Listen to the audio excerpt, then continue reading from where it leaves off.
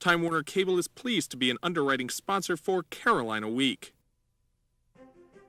Coming up on the Wednesday edition of Carolina Week. I'm Carla Babb.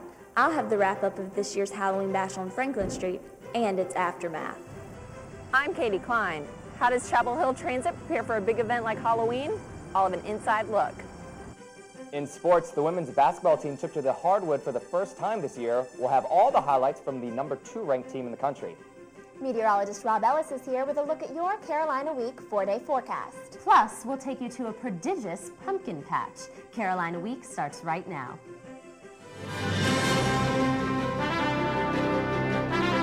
From the School of Journalism and Mass Communication at the University of North Carolina at Chapel Hill, this is Carolina Week.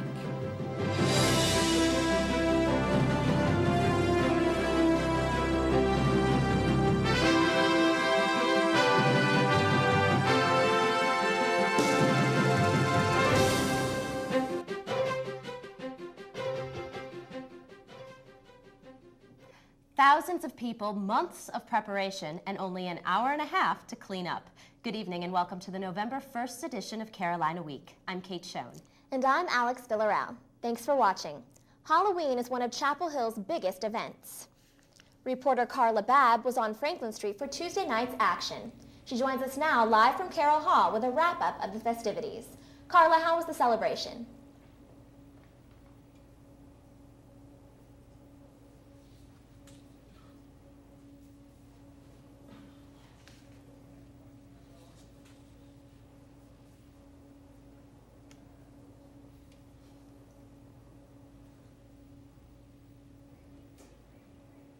The packed bars and lots of people. The costume clad come from all around to experience the thrills of Franklin Street. I'm from Powder Mountain, North Carolina. Durham, Massachusetts. Originally I'm from Rochester, New York, but now I live here. From Mexico, I came all the way from here. But while attendees like these parties, police and other officials watched and waited. Officials said 410 officers from all over the state came to help keep the area safe. A special set of officers came all the way from Fayetteville to help with the town's big event. 4 mounted officers patrolled the street throughout the night. Officer Mike Mulcahy said they came to give law enforcement a heads up on crowd control. The average officer that's in the crowd can't see. He can see maybe 3 feet beyond. We're up above the crowd. We can see good 30, 40 yards into the crowd, so we can spot troublemakers or maybe somebody's hurt or something's going on, lost people, lost children, or anything like that. Partygoers appreciated the extra safety. While Halloween is a time for sights and frights, 2-time attendee Jake Williamson said he felt very secure knowing that officers were nearby. Yeah, I'm glad, during the Apple Chill Fest we had a few shootings, so yeah, it definitely makes people feel safer. Lets people not be so scared about everything, Police worked hard throughout the night. Even though not all partiers agreed with all the precautions, Raleigh native Sean George said he was glad the law was out in full force. They took my friend's cane at the door, and that kind of ruins his outfit, but I think they're making it safer, that's for sure. The Fright Night officially ended at 2 in the morning. While officers marched down Franklin Street, public work employees cleaned the street. Now to experience the thrills of Franklin. Officials say the street was completely clear by 2:30 and Franklin was reopened by 4. And even though Carla told us about the increased police presence, there were still some safety incidents last night. There was one reported shooting of a UNC Charlotte student around 1:40 a.m. when he was walking back to his car from Franklin. Officials also said partygoers made 40 emergency calls throughout the night, most dealing with alcohol intoxication. And police reported 27 citations and arrests between 9 p.m. and 2 a.m. Police report that the gunshot victim is in stable condition. Our thoughts are with his family. Carla Babb in Carroll Hall. Thanks. While many of us celebrated Halloween on Franklin Street, some of us used the day to give back. Nuns, devils, and pirates headed to the Orange County Water and Sewer Administration building for their annual Halloween blood drive. More than 50 employees and community members participated. Donors snacked on candy and other Halloween treats after giving blood. Some even brought their pets to enjoy the festivities. Blood Drive Coordinator Stephanie Glasgow says the Halloween Blood Drive is the most popular event among OWASA employees. We have some of our regulars who come in and in costume every year because they know we're going to be in costume. So it's just a fun, festive occasion that gives back to the community and helps people in need. If you'd like more information about future blood drives in the area, check out our website at carolinaweek.org. The costume and charity combination didn't stop with the blood drive. Students from various organizations joined together for the Trick or Feed canned food drive. The InterVarsity Christian Fellowship sponsored the event. Volunteers wore makeshift costumes and teamed up with their friends. They divided up local neighborhoods and knocked on doors, asking for cans instead of candy. Organizer Heath Alexander brought the tradition to Chapel Hill from his local youth group. I think it'd be a good thing. I mean, considering kind of the excesses involved in Halloween, it'd be good if everyone devoted a little bit of their energy to giving back to the community. So I'd like to see every year this get bigger and bigger. You can also find information about local canned food drives on our website. That's carolinaweek.org.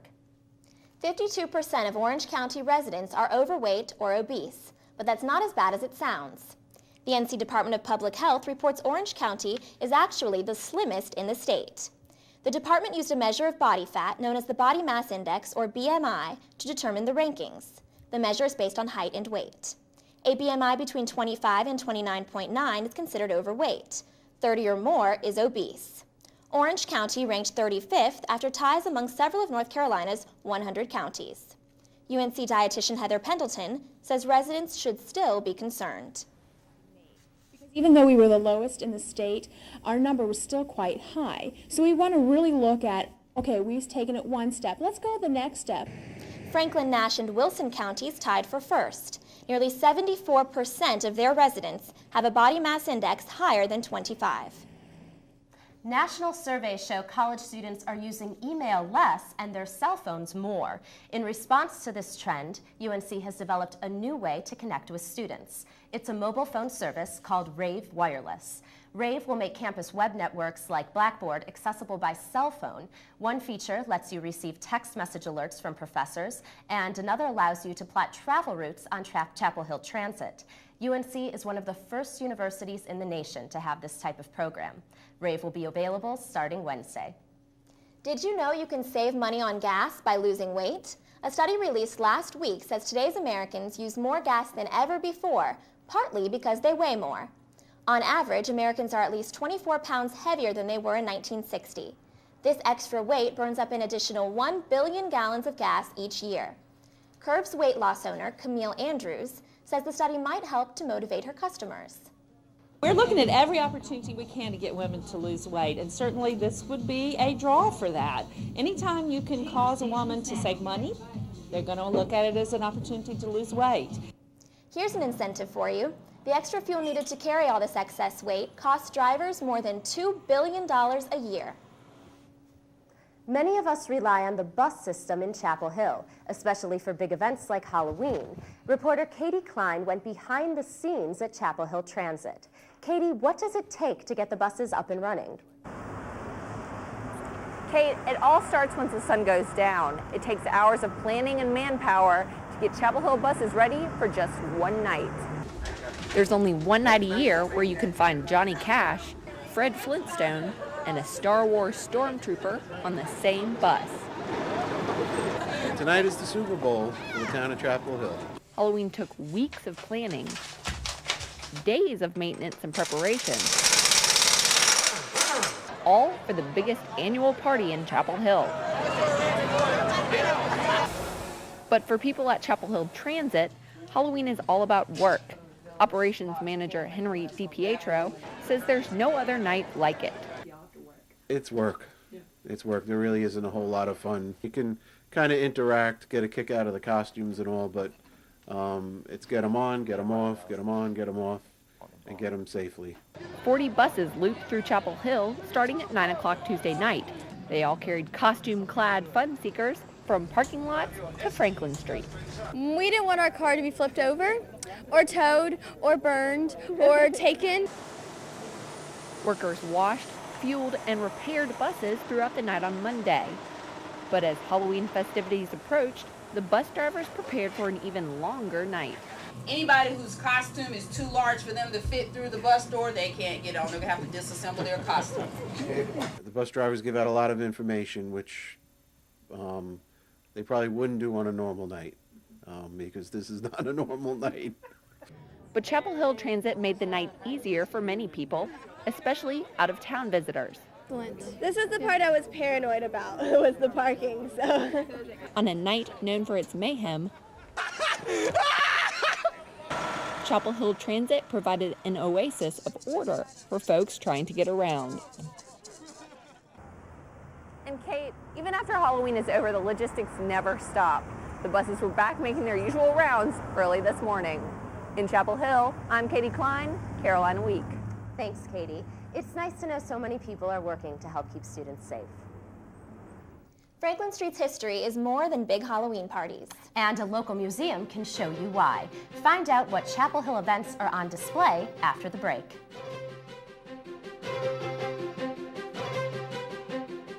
Shaking it off, shaking it off, shaking it off.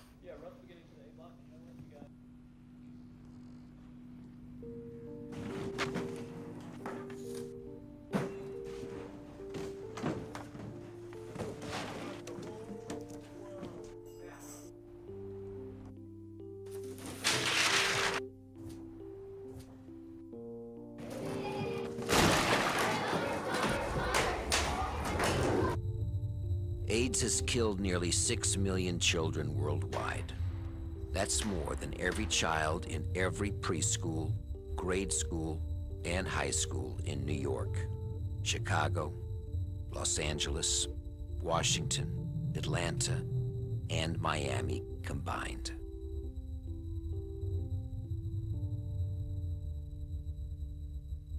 The time to do something is now.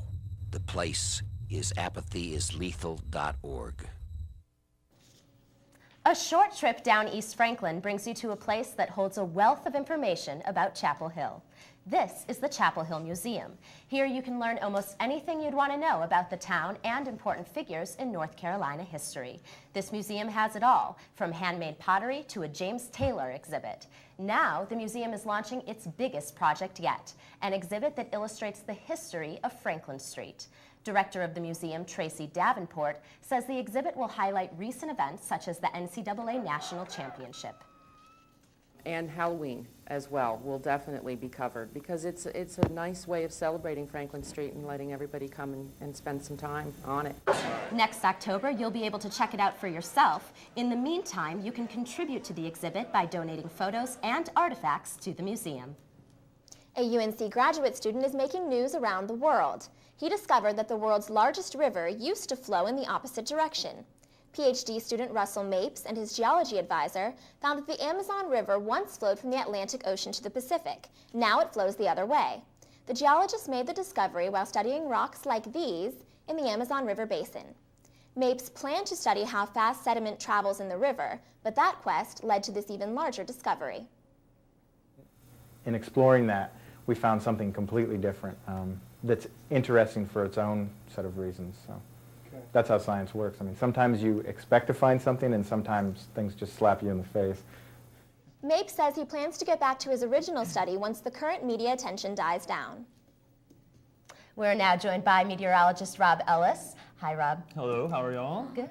Enjoy the nice weather for Franklin Street last night. If people were out and about, it was very nice out Yeah, there. it was a lovely night. But the couple minutes I spent outside today, it felt more like summer than fall. What's going on? It was very nice outside. We have some temperatures, but they're going to be changing. November is off to a warm start with temperatures in the 70s, but will the warm temperatures stick around for the rest of the week or be blown away like this little guy? I'll have your 4-day forecast coming up. Stay right here.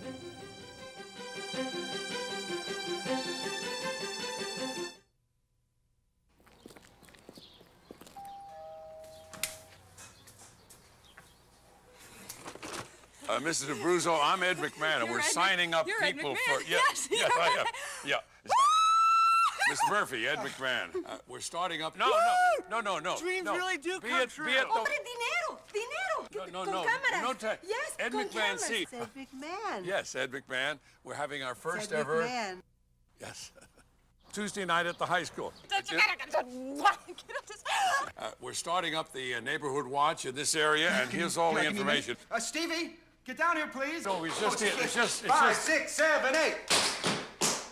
No tango dinero. Neighborhood watch. We're having this neighborhood watch, the first one. Right. Larry, put some pants on. I'll come back. Bye-bye. Bye-bye. Thank you. Start a neighborhood watch. It's just one of the many ways you can help make America stronger. To find out how, call or log on for this free guide.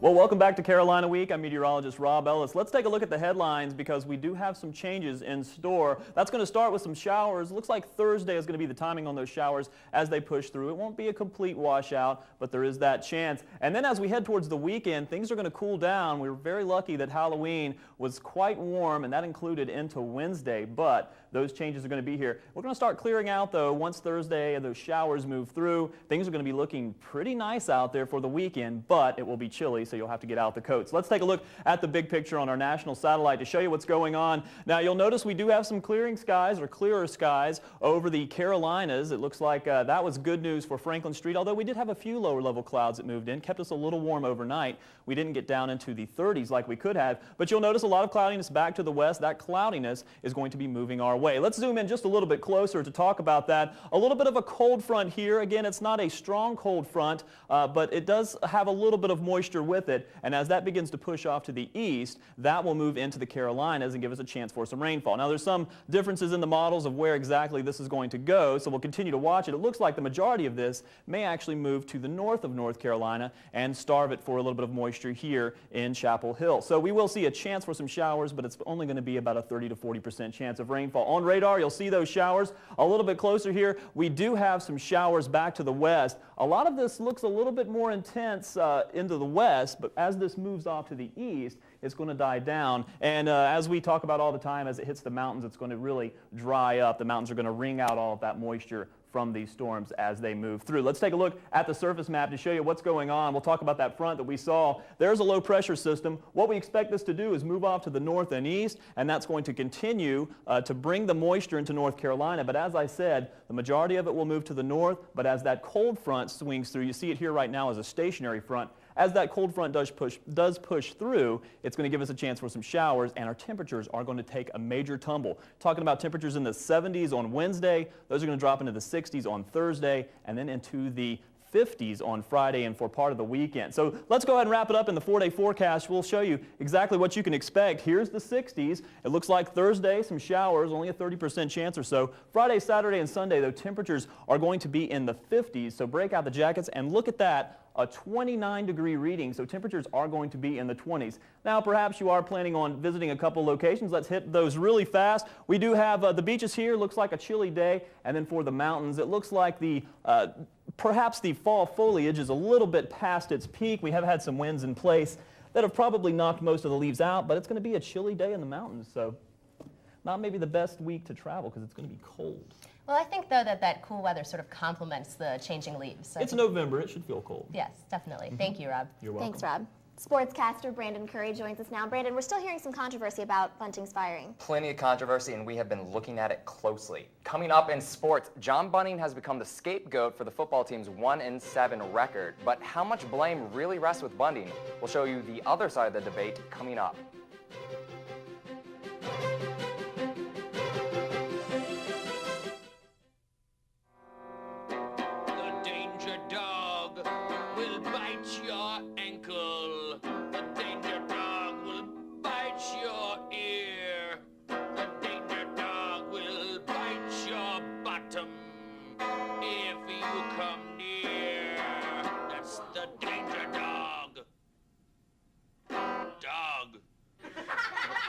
Want to feel appreciated? When you spend time with kids, anytime, it helps prevent crime.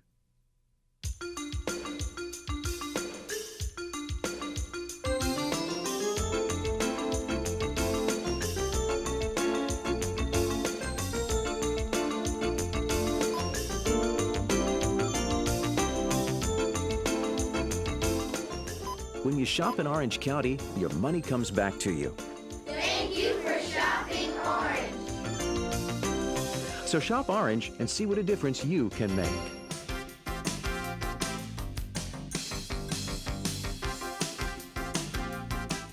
Welcome to Carolina Week Sports. I'm Brandon Curry. And to the sexy Ninja Turtle I met last night, I lost your number. If you're out there, 804-405-1813. While you were trick-or-treating last night, or whatever, the women's basketball team hosted an exhibition game against premier players. The Lady Tar Heels spent Halloween night getting ready for the upcoming season. In the first half, Camille Little finds junior forward Orlana Larkins under the basket for an easy 2. Larkins finished with a double-double. And even these 3 blind mice can see that these ladies are quick. Watch Ivory Latta on the steal. She zips a pass to Alex Miller. Miller gets the bucket and the foul. The Heels pound premier players 94-69.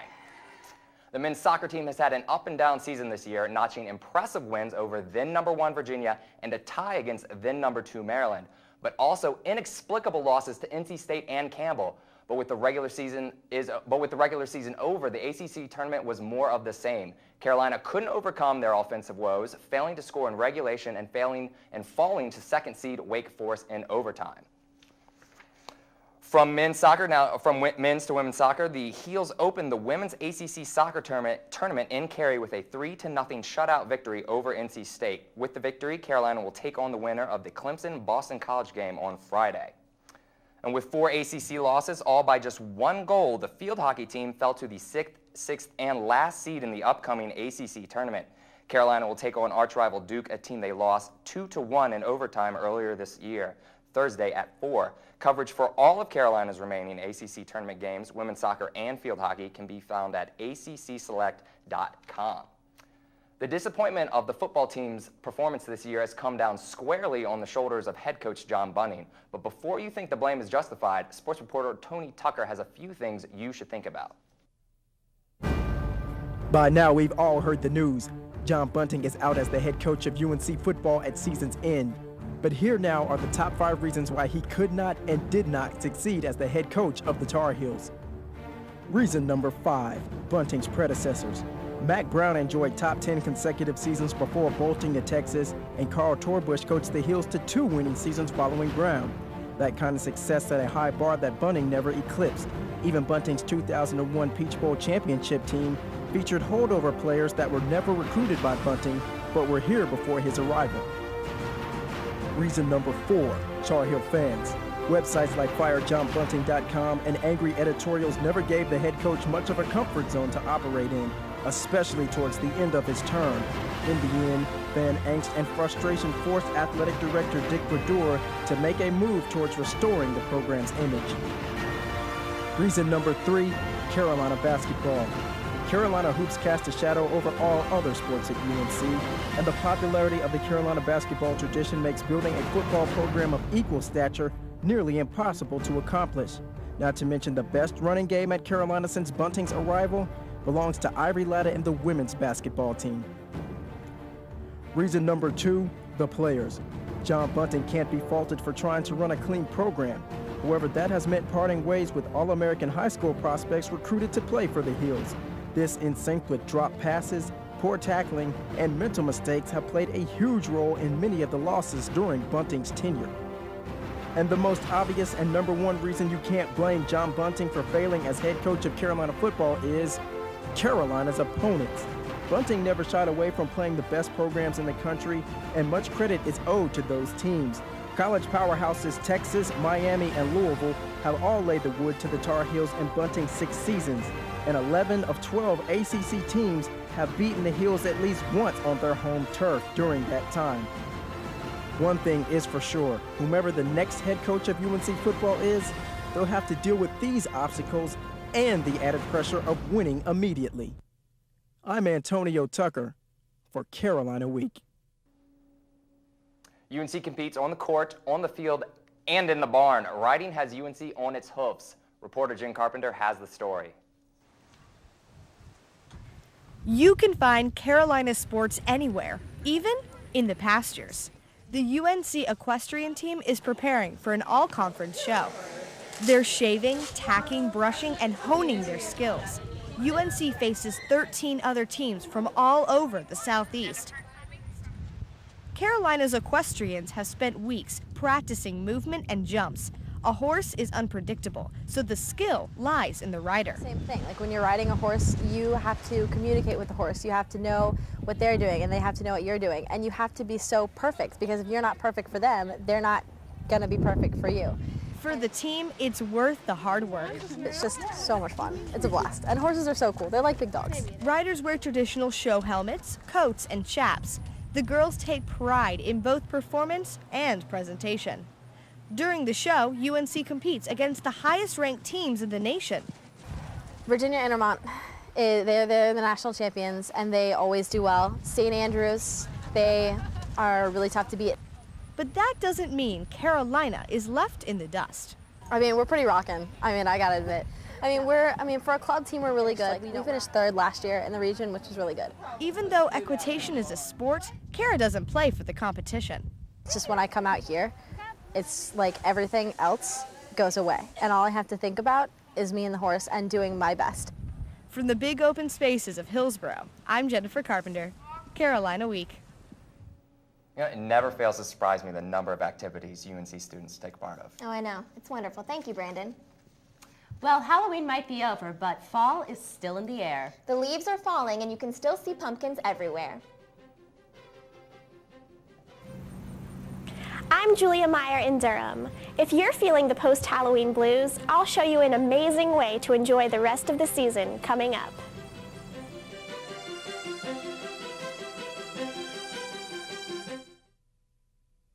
For the 1.3 million children living with AIDS, we can do more than just learn the facts about HIV.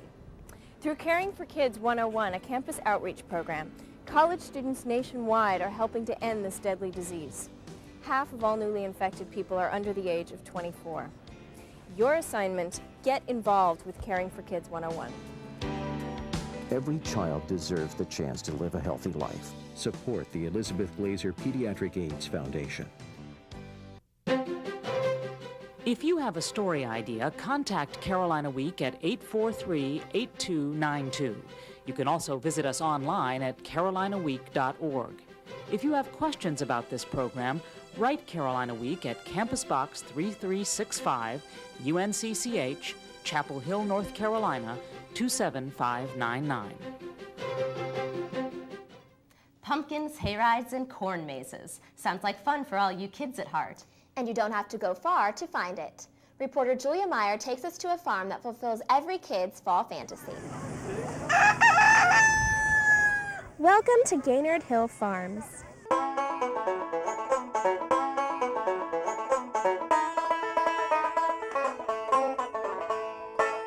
Located off Sharon Road in Durham, this 115-acre ranch presents kids and adults with a fun farm experience. Owner Milton Gaynard began the farm 12 years ago with hopes of providing students and families with an interactive way to learn about an important local industry. Then we have a cotton field, because a lot of people have never had the opportunity to see a cotton field, and we let people go out and pick cotton in the cotton field and take it home. The farm is dotted with signs that provide fun facts about local crops such as corn and cotton. Visitors like Alyssa Clough agree that a trip to the farm is a wonderful way to spend a crisp fall day. Oh, it was just a great fall day, and wanted Andrew to come and experience the farm, see the animals, and pick some pumpkins. After scaling Hay Mountain and winding your way through the illustrious hay maze, be sure to take an authentic hayride. Visitors can sit among bales of hay as they're pulled through the farm by a 1967 John Deere diesel tractor. Of course, don't forget to check out Farmer Gaynard's pumpkin patch. Every July, Farmer Gaynard begins his pumpkin crop by planting hundreds of tiny seeds which grow into a harvest like this. Gaynard Hill Farms will be open to the public through November 15th, so be sure to stop by and say hey. In Durham, I'm Julia Meyer, Carolina Week. I like that pig. That farm looks like a lot of fun. Have you ever been to one of those corn mazes? I've always been a little scared I'd get claustrophobic. I always get lost. I have a horrible sense of direction. I stay away from the mazes. All right. Well, that does it for this edition of Carolina Week. Thanks for watching. Good night.